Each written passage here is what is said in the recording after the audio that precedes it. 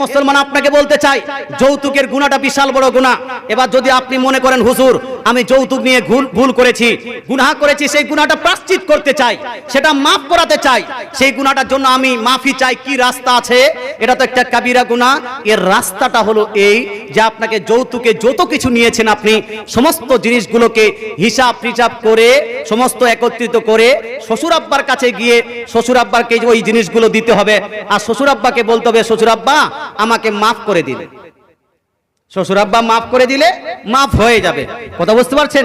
এখানে যদি আপনি মসজিদের কোনায় গিয়ে বসে গেলে আস্তাগফিরুল্লাহ আস্তাগফিরুল্লাহ আস্তাগফিরুল্লাহ বলেন, মাফ হবে না, কারণ এটা হাক্কুল ইবাদ, এটা বান্দার হক মেরেছেন আপনি, এটা মাফ হবে না। মসজিদের আপনার কোনায় গিয়ে কিছু কিছু গুনাহ আছে, আপনি নিরালায় বসে একাই বসে তওবা করলেন, আপনার তওবাতুন নাসুহা করলেন, এটা মাফ হয়ে যায়। কিন্তু কিছু কিছু গুনাহ আছে যেই গুনাহটা মাফ হয় না।